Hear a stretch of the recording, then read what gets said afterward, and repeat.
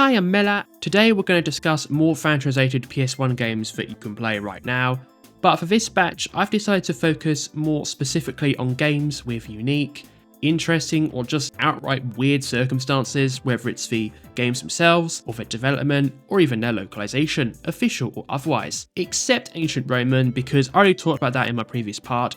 Anyway, usual rules apply, patch links in the description, please like, comment, subscribe, algorithm boosting stuff, let's get straight into it.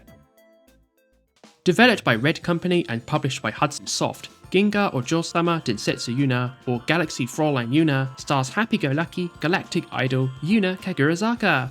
She must gather new allies as part of her mission to defeat the Machinite Emperor. She must stop the Emperor from colonizing Earth and destroying the galaxy. She also must discover how this empire affected the fate of her dear friend Ayako. It's a bit of an absurd premise, but it does fit the Yuna series lineage, given franchise creator Mika Akitaka also worked on this game. What's also odd about Yuna 3 is how much it differs from the rest of the franchise. Galaxy Fraulein Yuna was released on the Sega Saturn in 1997 under the name Ginga Ojo-sama Densetsu Yuna 3 Lightning Angel. Yuna 3 vastly differs from the visual novels and shmups that defined the Ginga Ojo-sama Densetsu Yuna series. Co-developer Red Company took inspiration from their then brand new and iconic Sakura Wars for the gameplay. Galaxy Fraulein Yuna is an isometric strategy RPG where the missions occur on a grid. The story between each mission is strung together using visual cutscenes like the prior games.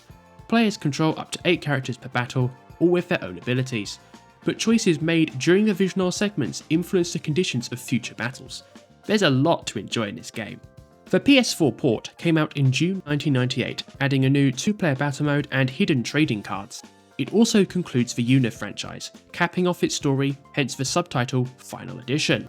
Fan translation group Stargood Translations, who worked on the previous mainline Yuna titles, released a full English patch for Galaxy Fraulein Yuna 3 Final Edition in May 2023, and thanks to their efforts, you can now play this cult classic franchise from start to finish in English. If you're a fan of visual hybrids like Sakura Wars, you may want to look into this patch. An official release is extremely unlikely because Ginga Ojo-sama Densetsu Yuna as a whole is likely trapped in the Konami vault. There also remains little interest from either franchise creator Mika Akitaka or Red Company, nowadays known as Red Entertainment, to revisit the franchise. So if you seek to check this game out, or even the franchise as a whole, an English patch is your only option. This next title is allegedly cursed. No, I'm not kidding. Not only is this game a horror title, there are actual urban legends relating to this game's development. We'll get to that though. Released in 2002 by the generically named Media Entertainment Inc., Kowai Shashin, Shinrei Shashin Kitan has you play the role of Hiyori, an exorcist who utilizes photography to purify spirits. People send her photographs that have spirits that she must exorcise. As she investigates the world's many strange happenings, she yearns for something not of this world. Throughout Kowai Shashin's short runtime, players must look at real-life photos. Thanks to the PlayStation 1's technical limitations, these realistic photos look even more eerie than normal. Not to mention all those faces of real people are cropped out and or censored. It's a unique experience unlike anything else out there in gaming, yet alone the survival horror genre. Exorcising itself requires utilizing quick-time events using only one pattern, which once you memorize the pattern, this entire game becomes a cakewalk. The photography premise makes Kowai Shashin a bizarre crossover between Koei Tecmo's Fatal Frame series with the presentation of Nipponichi Software's much more light-hearted Furaiki series. The latter franchise also started on the PS1 by the way. So what about those urban legends? The most well-known legend is that Kowai Shashin uses real ghost photos within the game because the director Kowai directly requested it. Ghost photos, also known as spirit photographs in Japanese culture, are the belief that real ghosts will appear in photos depicting haunted places or people, so therefore tampering with anything relating to the dead is a huge taboo within Japanese culture.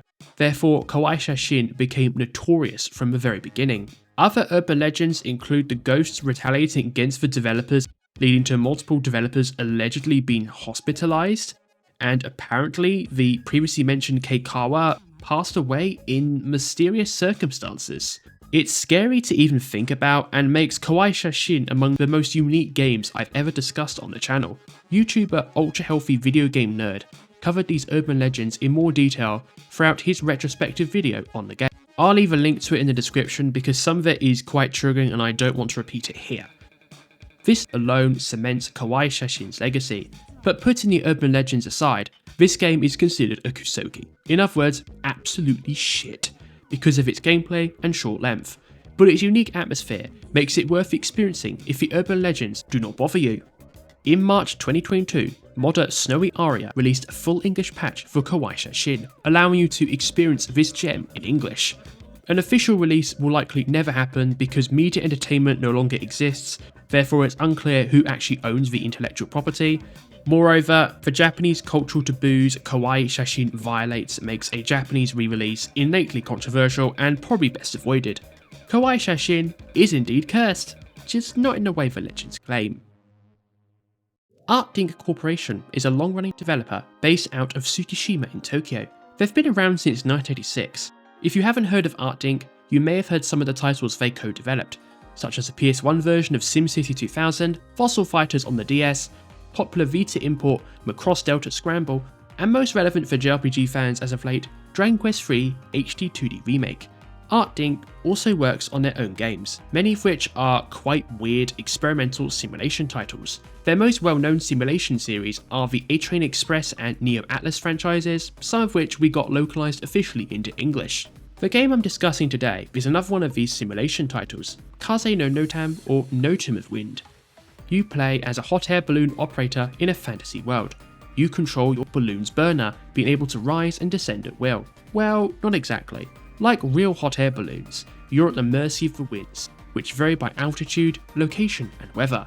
You do not have full control over where you can fly.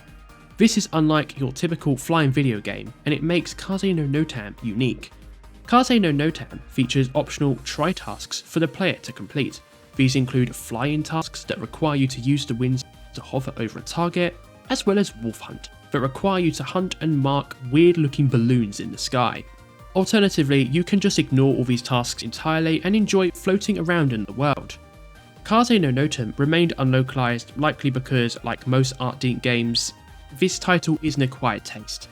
Quirky simulation games absolutely have their fans though. The market outside of Japan has increased significantly since this game's 1997 release, thanks to the likes of Farming Simulator, Goat Simulator, alongside many other Western developed simulator games taking the world by storm.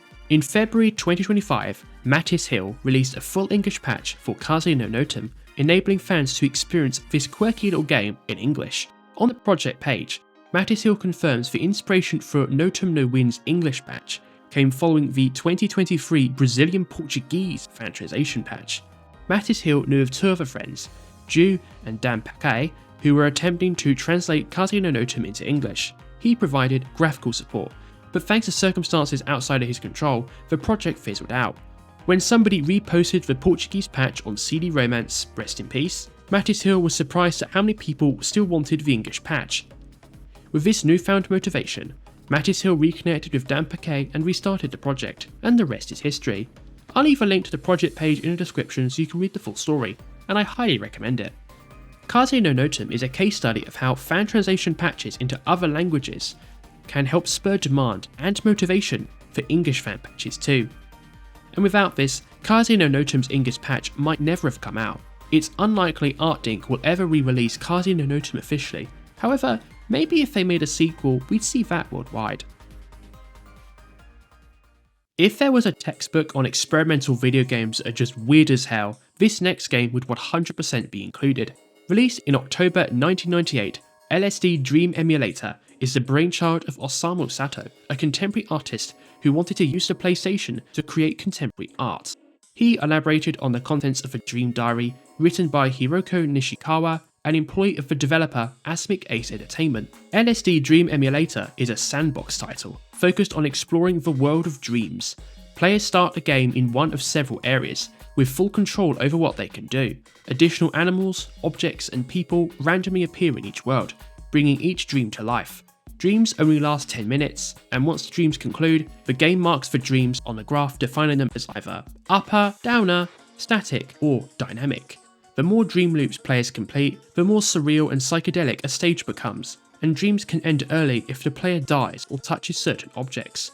Interestingly, Osamu Sato rejected video games as a medium, Therefore, he did not approach LSD's development from a gamer's perspective, and fortunately not an executive either. His unconventional perspective helped make LSD Dream Emulator one of the most unique games ever made. It's definitely a weird curio of its time for sure. LSD Dream Emulator sold poorly and physical copies became very hard to find, but much like actual art, LSD became more appreciated over time thanks to the internet. Sony re-released the game on the PlayStation Network in Japan in 2010 as a response to fan demand. Moreover, Kato himself released a special soundtrack in 2019 to celebrate the game's 20th anniversary. There's even an unofficial fan remake for PC approved by Kato called LSD Revamped. While an official release will likely never happen, the fan translation, which came out in May 2020, means you can experience one of gaming's weirdest experimental titles in English. LSD's fan patch was a collaboration between Mr. Nobody, Arcanaria, and several collaborators on the LSD Dream Emulator wiki, who translated all of LSD's 48 text-based dreams. There really is nothing quite like LSD Dream Emulator, therefore if this game interests you, consider checking it out. Did you know that Sega developed a game for the PlayStation 1? Well, they did, and you likely have no idea this game even exists or even the franchise it's a part of. Titled Mini-Moni, Shakatto Tambourine da Pyon, this cute and quirky rhythm game is part of another Japan-only franchise called Shakatto Tambourine. This franchise is only found in Japanese arcades with the exception of this PlayStation 1 spin-off title. Mini-Moni stars the idol group of the same name alongside another group, Morning Musume. The gameplay is like Sega's Samba de Amigo series, a franchise you've likely heard of, especially if you're a Sega fan or you collect Wii games.